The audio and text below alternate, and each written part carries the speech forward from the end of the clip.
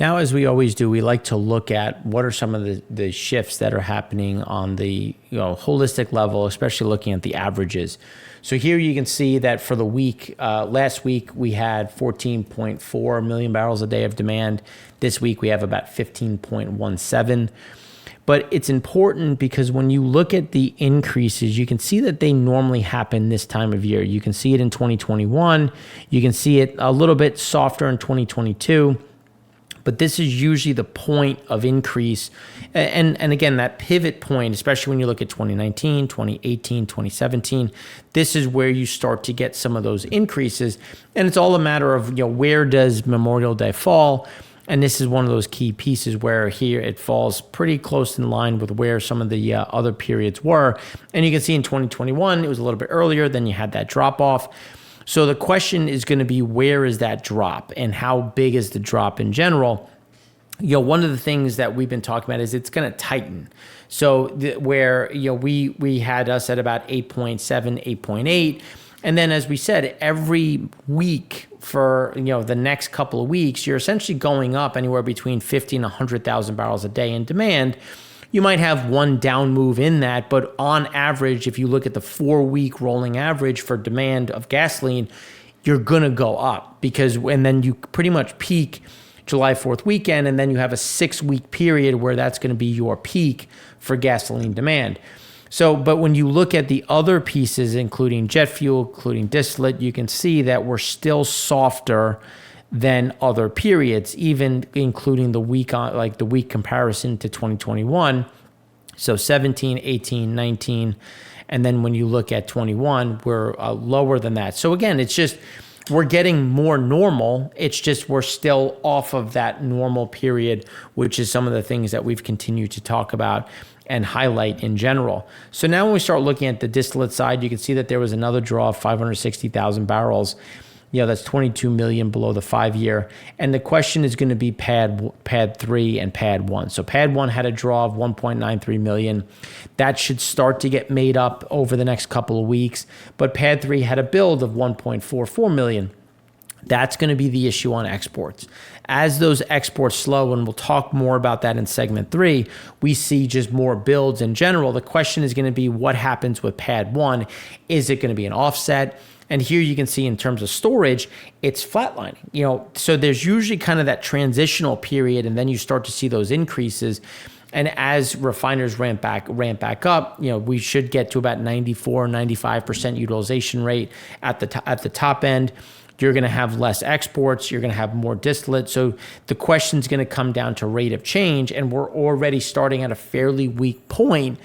So are we going to attract some additional capacity because Europe continues to see builds in underlying totals, and that's going to increase in general.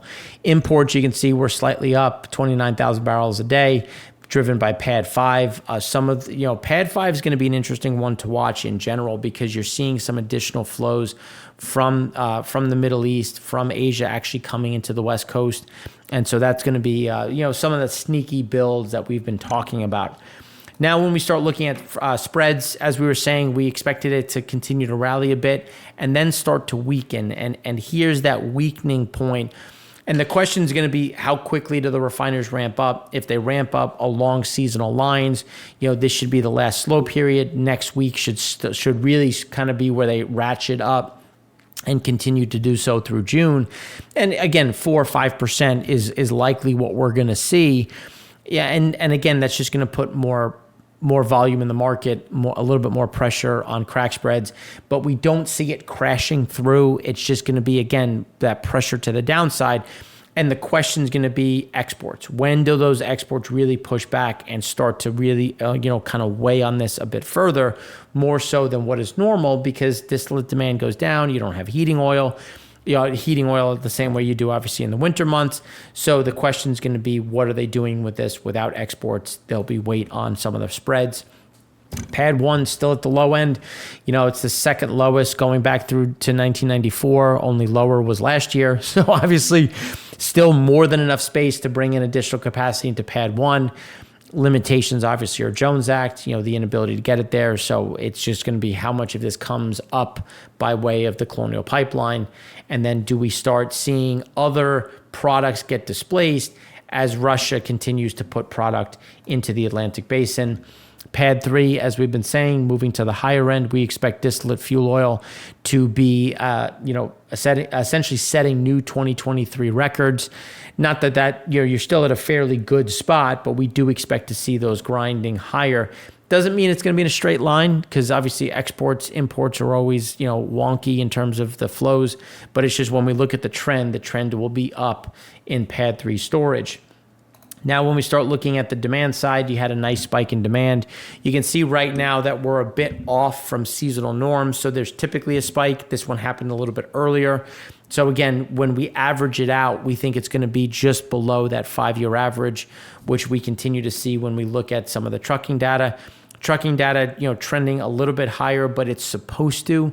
When we look at some of the other leading indicators, we see this again coming back up and then trending lower. But again, it's not that it's going to collapse lower. It's not that it's going to go higher. It's just we're going to kind of stay in this fairly fixed point, but we normally get a little bit of a bounce as we go into the beginning of summer. The same can happen in rail traffic. Here you can see that car loads were down slightly. Excuse me, by 0.4%. A lot of that was driven by some of the slowdowns in coal, grain, forest products. Again, some of that is just going to be timing. When you look at metallics and motor vehicles, it just continues to soar. As we said last week, I believe we set a record for the most motor vehicle production. Again, that's a net positive for using some of these rail assets, but it's also going to be good for kind of bringing down some of those car prices, or at least stopping the incline. Intermodal, you can see it's still weak, a little bit of a bounce, but again, showing similar to what we've seen in trucking. A bounce is normal this time of year. It's not like we're sitting here saying, it's, here's the turning point, the economy's strengthening. It's like, no, it's, things don't ever go down in a straight line.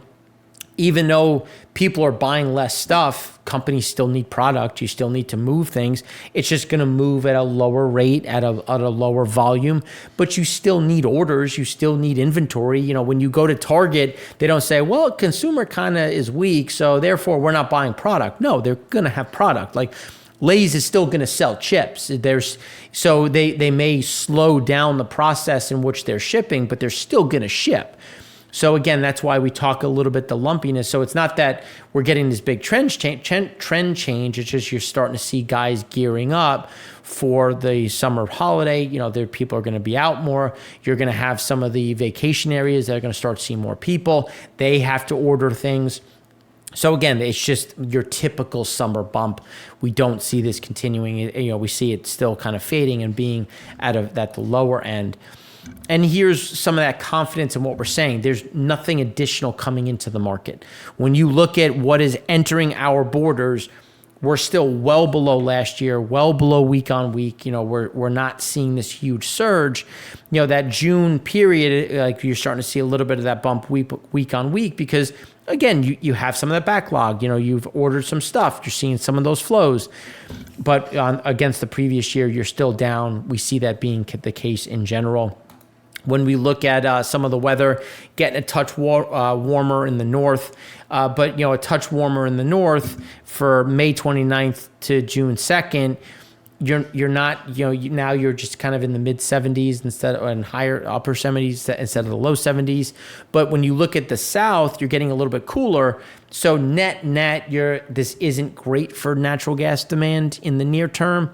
It's a matter of where is this going to go going forward. Again, I'm not a meteorologist, just talking about some of the different flows. So again, this is kind of a net neutral, slightly bearish backdrop when you look at natural gas flows and demand. Now here's gasoline. Gasoline had a draw of just over 2 million. You can see that's 18.2 million below the 5-year average, slightly below the last year by 3.4. But when you look at it, it's going to, the important piece, again, as we've talked about, is going to be Pad 3, where the exports. You can see Pad 1 had a build of 750,000. even though we had a decline in imports of 204,000 into pad 1. But there's a lot of timing in that, because you could say, okay, well, how did pad 1 increase if imports came down? And it's all about filings. When was it filed? Because you can file up to 2 weeks ahead of it, 10 days after it. So it's all a matter of when does it show up in storage. But it doesn't change the fact that the ARB is wide open going from Europe to the U.S. You're going to have a consistent amount of flow into pad 1. But unlike previous times, we're not going to get this massive surge. And the surge was where and for those that have been following us on our shows, we've been saying there's going to be an armada of gasoline coming in. And armada for us is 1.2, 1.3 million barrels a day, slamming into the U.S. Here is what we're saying is it's going to be a little bit lower, but consistent. So it's not going to be this big surge of 1.3. It's going to be, averaging it out over 4 weeks, 850, 900,000, because there's just so much in Europe that's going to flow over, and it's just a matter of timing. Now, blending components, for those that watched us last week, we said that, well, blending components had a build when gasoline had a draw, and typically that is an indicator that you're going to get a bit of a build in gasoline. Instead, you had the opposite. You had blending components have a bigger draw. And when I go back and think about what I said last week and this week, it actually makes sense to have a bigger draw now, because the blending guys are pulling down excess. So they probably pulled down extra gasoline, and now they're pulling down extra blending ahead of that Memorial Day push, making sure that product is in the market. But it also means that we should have some softness on the other side of a Memorial Day weekend, as we're getting some of that makeup number now, which will make the numbers a bit softer post Memorial Day. And again, that's just where, when you look at it in general, typically you have that slowdown, then you get a bump following Memorial Day and this is not just not just looking at one specific period. You can see that there's that lull, then you get a bit of a bounce. It could be 1 or 2 weeks, and then you continuously see that draw across that seasonal norm. Here you can see blending components dropping lower, right in line with about 2022. There still is very limited chem demand, so this is all going into the blending pool right now. The question is going to be, again, where's demand going forward? We see that it's going to continue to disappoint versus expectations in previous, which we'll show in a minute. Excuse me. And now when we look at gasoline demand based on Gas Buddy, they had us at about 8.8. And as we were saying, that 8.7 into that 8.8, and then we're going to go from 8.8 to 8.9. So you typically have those increases of 50 to 100,000 barrels a day. We'll get a nice bounce this weekend into next week, based on the holidays. So even on the Gas Buddy side, this could touch 9 million.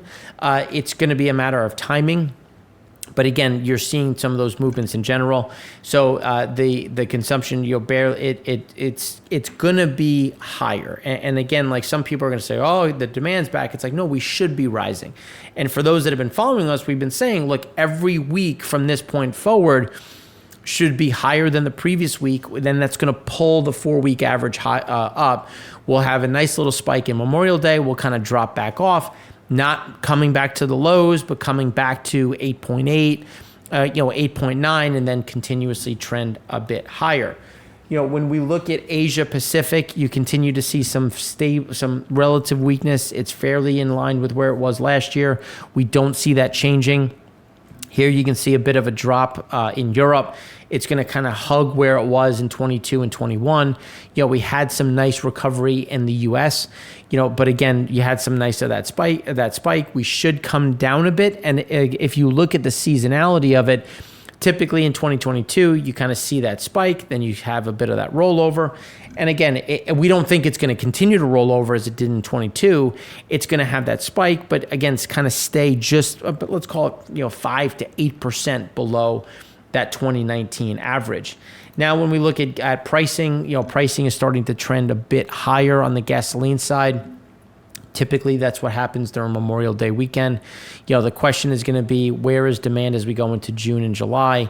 And based on where it is, we think that could trend a bit lower. But not by much. And a lot of that is going to be because of OPEC, because of the limited supply, and that's one of the things where we may talk about things on a bearish side in general, but on a pricing level, there's still limited supply. So even though demand comes down, supply is not coming up either. And that's why we see that range bound piece, which we'll talk more about in segment 3. But again, diesel prices moving lower again. And that just kind of speaks to some of that softness that we've been highlighting in general. Now, when we start looking at gasoline, you can see against previous years, we had that normal bounce. It's seasonal, that always happens. The question is going to be, what does the pullback look like? Is it going to be a steeper pullback, a bit shallower? One of the things that we think of is volumes are going to just kind of compress in terms of highs and lows, because we should get an increase, but we're not seeing the same level of demand. And as the consumer softens, or I should say, doesn't meet expectations in the summer, that's where we see some of that, again, reduction in general on the gasoline demand side. Propane, still in a bearish backdrop, a build of or just over 3 million barrels, 16.3 million over the 5-year. That's not going to stop. Right now we're still trending higher. This is going to keep our prices low. It's going to keep our exports flowing healthy, our flow healthy. Again, something that we don't see changing. Jet had a nice build of 980,000 barrels. It's 2 million above the 5-year, 3.5 million above the year over year. You can see we're very much on the low end. We will get a nice bounce as airlines pull some of that volume through because of the holiday. Globally speaking, the airlines are set to increase 9.6% from the week starting May 16th. Again, you're starting to see just more of that normalization for activity. When we look at throughput, you can see USA coming in a bit light, but remember, it's all a matter of when are we, like in 2019 levels, when was Memorial Day? Was it earlier or later? And that could, again, kind of adjust some of those things. Europe, as we've been saying, it was going to have a nice increase, but still stay below those 2019 levels in general. When you start looking at some of the different flows on cancellations, you can see, again, staying a bit depressed. That's not something that we see changing, just for anybody who's flown. TSA passengers, again, you could see that the 2019 was a little bit earlier from Memorial Day. We're going to be a little bit later. So that is why we're just falling just lower, but that means that we'll make it up on the other side. So again, not too much change against the TSA side. Eating out, still staying negative. Again, I think it's showing some of the pressure that remains on the spending front. And I think that's going to mount further because the comps get harder into summer. Because remember, last year you had a lot of outdoor seating, you had a lot of people spending. That's something that we think is going to soften. So the comps get harder. So we should see this get further negative, especially as pressure on the consumer increases as well. So that's what we have for you on the U.S. side. The next segment, we're going to talk more about kind of OPEC. What are some of the expectations and what is happening in the global market?